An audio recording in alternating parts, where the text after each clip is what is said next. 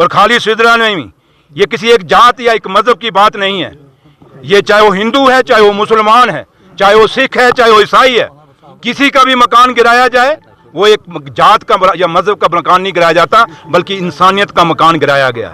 सिदरा में जो मकान गिरा है वो इंसानियत का कत्ल हुआ है। वहाँ छोटे छोटे बच्चे जो रो रहे थे वहाँ पे, वो बेटियां जिनकी उन घरों में शादियां हुई, या जो बेटियां जिनको वहाँ से ब्याह के बाहर गई, कैसे आके वो रो रही थी, वो आप सब ने दिखाया है। और आज मैं ये कहूँगा कि जहाँ तक उमर अब्दुल्ला सरकार का है, कुछ लोग हैं वो रोज पूछते हैं उमर अब्दुल्ला सरकार ने किया, कहाँ किया भाई? आप हमें बताएं कि जब से नेशनल कॉन्फ्रेंस आज़ादी से लेके आज तक, शेर कश्मीर शेख मोहम्मद अब्दुल्ला साहब से लेके, कायदे सानी डॉक्टर फारूक अब्दुल्ला साहब से लेके जनाब उमर अब्दुल्ला साहब से तक, मुझे बताएं नेशनल कॉन्फ्रेंस ने लोगों के घर बसाए होंगे? गरीबों को जमीनें किसने दी? शेर कश्मीर शेख मोहम्मद अब्दुल्ला ने गरीबों को जमीनें दी नहीं दी थी? लैंड टू टिलर क्या था? वही था ना कि जिनके पास जमीनें नहीं थी उनको जमीनें दे दी।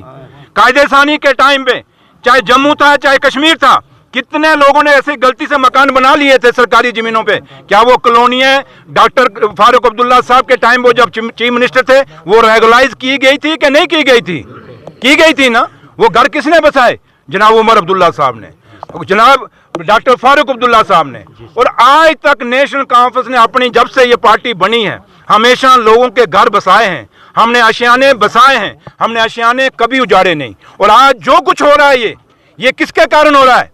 ये जम्मू कश्मीर का स्टेट का दर्जा किसने तोड़ा? जरा उनको सवाल पूछ लीजिए। अभी कोई पूछ रहा था कि कहाँ है एमएलए, जरा उनको पूछ लीजिए। आप मिनिस्टर नहीं थे उस सरकार में, बीजेपी और पीडीपी की सरकार में आप बीजेपी के वहां मिनिस्टर नहीं थे? ये आपके टाइम में तो स्टेट टूटा। ये स्पेशल स्टेटस जो हमारा हक छीना गया जम्मू कश्मीर का, आपके टाइम में तो छीना गया। तो इसलिए ये जो आज जम्मू कश्मीर का जो हक छीना गया, या जम्मू कश्मीर का जो हक छीना गया, स्टेट का दर्जा, हमारा स्पेशल स्टेटस का दर्जा, उसके लिए जब से भी हुआ हमारे लोगों के साथ वहां सिदरा में, ये एक जगह नहीं हुआ, कई जगह हो चुका है। और आज उसका कारण जो है, जिन लोगों ने उसमें बीजेपी को यहाँ सपोर्ट की, उसके कारण आज हमारा स्टेट छीना गया और हमारा जो स्पेशल स्टेटस छीना गया। आज कैडर जो आईएएस कैडर हमारे पास नहीं है। क्या जम्मू कश्मीर सरकार के पास है? इनकी ट्रांसफर हमारे पास है।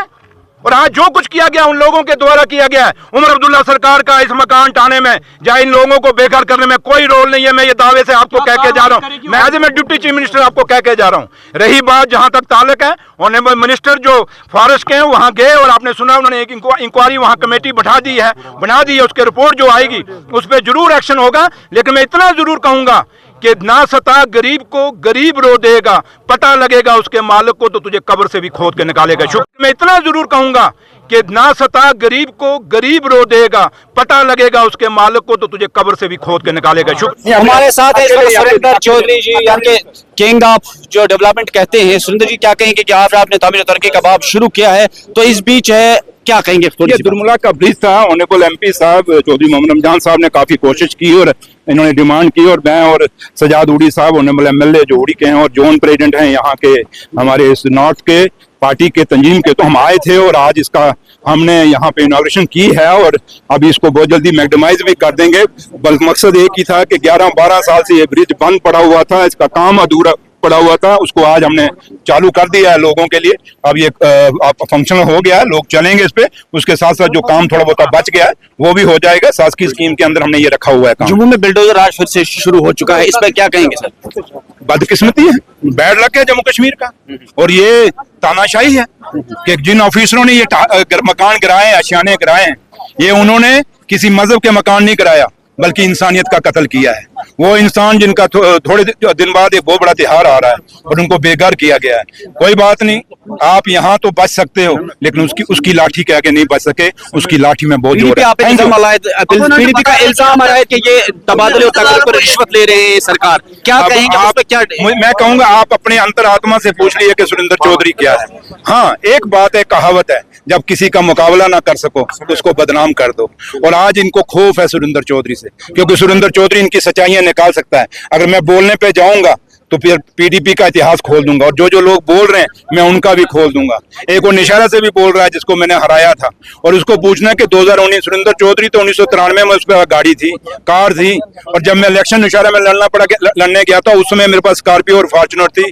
तेरे पास इतनी प्रॉपर्टी कहां से आ गई 2019 के बाद, जब आपने सारा जो पैसा कमाया, थोड़ा सा वहां नजर मार लो, अपना बता दो। मैं तो बता दूंगा मैंने कहां से लाया, तुम बता दो अपना क्या। पहले अपने गिरवान, वो कहते हैं जिनके घर अपने शीशे के हों दूसरे के घरों को पत्थर नहीं मारते। सरकार के साथ कोई से ये कंडेम्ड किया जाए जो सिदड़ा में हुआ, और खाली सिदड़ा में ही, ये किसी एक जात या एक मजहब की बात नहीं है। ये चाहे वो हिंदू है, चाहे वो मुसलमान है, चाहे वो सिख है, चाहे वो ईसाई है, किसी का भी मकान गिराया जाए वो एक जात का या मजहब का मकान नहीं गिराया जाता, बल्कि इंसानियत का मकान गिराया गया। सिदड़ा में जो मकान गिरा है वो इंसानियत का कत्ल हुआ है। वहाँ छोटे छोटे बच्चे जो रो रहे थे वहाँ पे, वो बेटियां जिनकी उन घरों में शादियां हुई, या जो बेटियां जिनको वहां से ब्याह के बाहर गई, कैसे आके वो रो रही थी, वो आप सबने दिखाया है। और आज मैं ये कहूंगा कि जहां तक उमर अब्दुल्ला सरकार का है, कुछ लोग हैं वो रोज पूछते हैं उमर अब्दुल्ला सरकार ने किया, कहाँ किया भाई?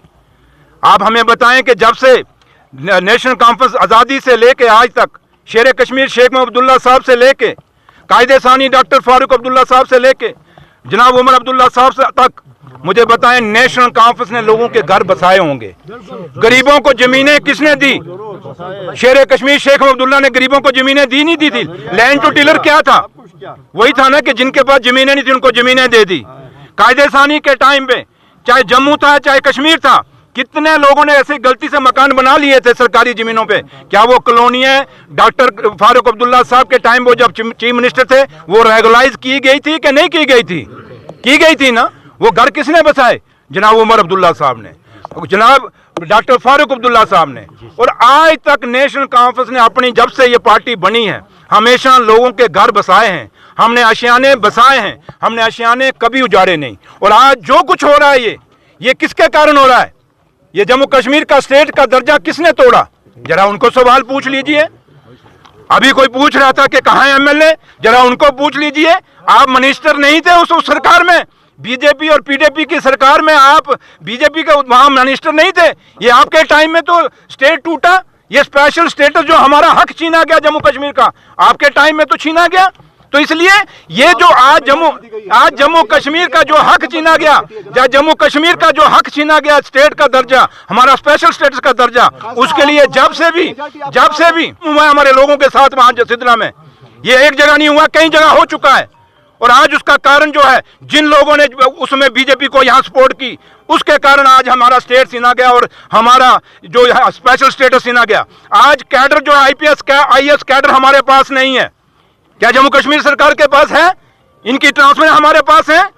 और आज जो कुछ किया गया उन लोगों के द्वारा किया गया है। उमर अब्दुल्ला सरकार का इस मकान टाने में या इन लोगों को बेघर करने में कोई रोल नहीं है। मैं ये दावे से आपको कह के जा रहा हूँ, मैं as a deputy chief minister आपको कह के जा रहा हूँ। रही बात जहां तक ताल्लुक है, ऑनरेबल मिनिस्टर जो फॉरेस्ट के हैं वहां गए और आपने सुना उन्होंने एक इंक्वायरी वहां कमेटी बना दी है। उसके रिपोर्ट जो आएगी उस पर जरूर एक्शन होगा। लेकिन मैं इतना जरूर कहूंगा कि ना सता गरीब को गरीब रो देगा, पता लगेगा उसके मालिक को तो तुझे कब्र से भी खोद के निकालेगा।